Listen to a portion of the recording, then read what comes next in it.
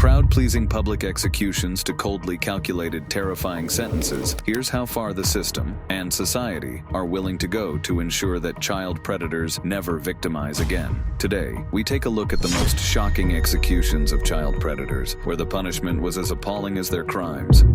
Wesley Allen Dodd.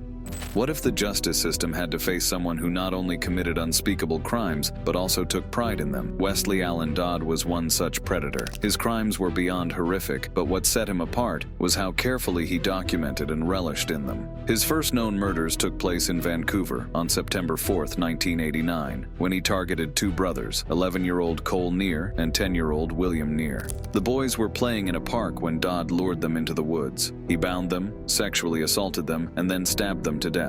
Dodd later wrote about the satisfaction he got from committing these heinous acts, showing no remorse for the young lives he had taken. The discovery of the boys' bodies led to an intense police investigation. However, Dodd managed to evade capture for weeks. During this time, he also meticulously documented his crimes, keeping clippings of the murders in a scrapbook. About a month after the Neer brothers' murders, Dodd struck again. On October 29, 1989, he abducted 4-year-old Leah Selly from a playground in Portland, Oregon. He took the boy back to his apartment, where he repeatedly molested him. Dodd kept the child overnight, photographing him and even taking him out in public to places like McDonald's before returning to abuse him further. The next morning, Dodd killed Iseli by hanging him in a closet, once again documenting the horrific crime by taking photos of the boy's body. Dodd later confessed that he had kept the boy's underwear as a trophy, a disturbing detail that only added to the horror of his crimes. Iseli's body was soon found near Vancouver Lake, which triggered a widespread manhunt for the killer. Dodd might have continued his spree had he not been caught trying to abduct another child.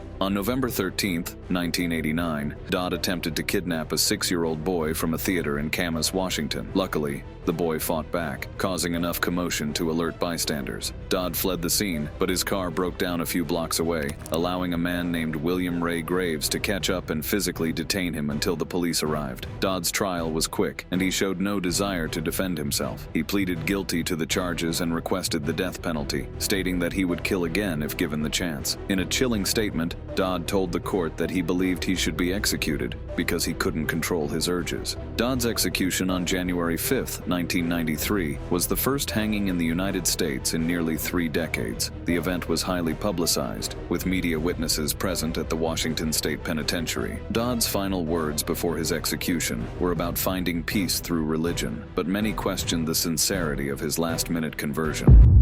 Reat and Khad. In 2018, a particularly shocking case unfolded in Yemen that left the world stunned, not just because of the crime, but due to the brutal and public nature of the punishment that followed. According to the reports, 2 men, Wada Reat, 28, and Mohammed Khaled, 31, in May 2018, abducted a 12-year-old boy named Mohammed Saad while he was playing near their home in the Al-Basatin district. Once inside, they sexually assaulted him. What made the crime even more horrifying was their method of silencing the victim. When the boy cried out for help, one of the men used a knife to fatally slit his throat. The details of the crime were widely circulated in Yemen, sparking outrage and calls for justice. Yemeni law, which permits capital punishment for serious offenses such as murder and rape, led to a swift conviction. The local court sentenced both men to death in a public execution, a form of punishment that has become a symbol of extreme justice in the region. The execution itself was brutal and meant to serve as a warning. Both men were marched at gunpoint to the execution site in the city of Aden, where they were forced to lie face down on the ground, their hands tied behind their backs. In front of the gathered crowd, soldiers fired AK-47 rifles into the backs of the convicts. The crowd, far from being disturbed by the violence, erupted into cheers, many capturing the moment on their phones. Interestingly, the execution of these pedophiles wasn't an isolated event in Yemen. The country, which ranks among the nations with the highest execution rates per capita, has a history of public executions for crimes involving children. These events are typically intended to send a powerful message to would-be offenders, demonstrating that crimes against children will not be tolerated. In addition to Reat and Khad, other accomplices were linked to the crime. A 33-year-old woman, said to be related to the men, was also implicated for helping them dispose of the boy's body. However, her execution was delayed due to her pregnancy. Arthur Gary Bishop.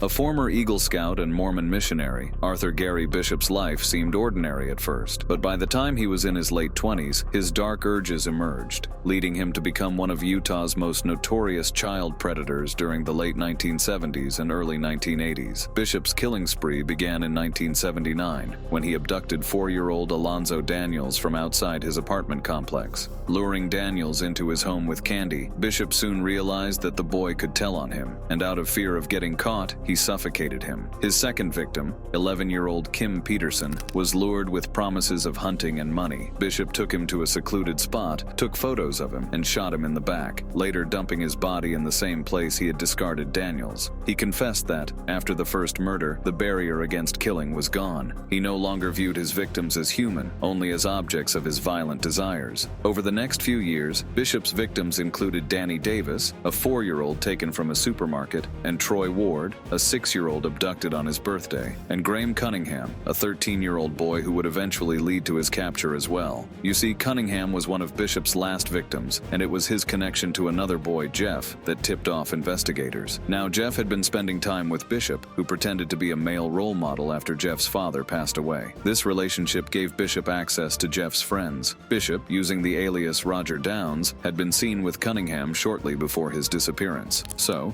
the police brought Bishop in for questioning under the pretext of discussing the disappearance. During interrogation, Bishop felt the pressure mounting and offered to show detectives something at his house. When police arrived at his home, they discovered over 300 photographs of young boys, many of them naked. During his trial in 1984, Bishop was found guilty and sentenced to death by lethal injection. His execution was carried out in 1988. Glenn Sullivan Sr.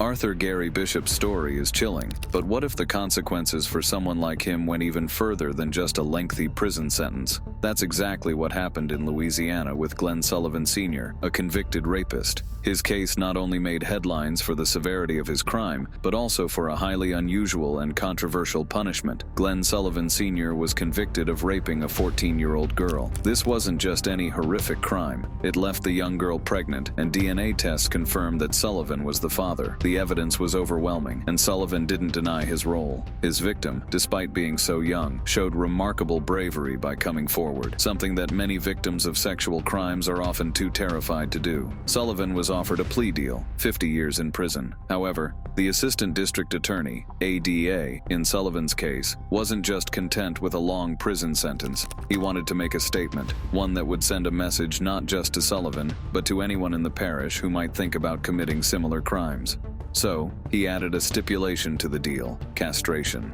In Louisiana, both chemical and physical castration are legal for certain sexual offenders. However, what made this case unique was that Sullivan didn't get to choose between the two options. His sentence specifically required physical castration, the more invasive and permanent option. When the news of Sullivan's sentence hit social media, the reaction was overwhelmingly positive. People praised the decision, with many saying it couldn't happen fast enough. Some even suggested that the victim's family should have the right to carry out the castration themselves. The sentence required that Sullivan undergo physical castration before his release from prison. The Department of Corrections would be responsible for the procedure, just like any other surgery in the prison system. Although the sentence allowed for the castration to happen up to 1 week before Sullivan's release, there was a possibility it could happen much sooner. In fact, if the medical personnel deemed him ready, the procedure could be performed almost immediately.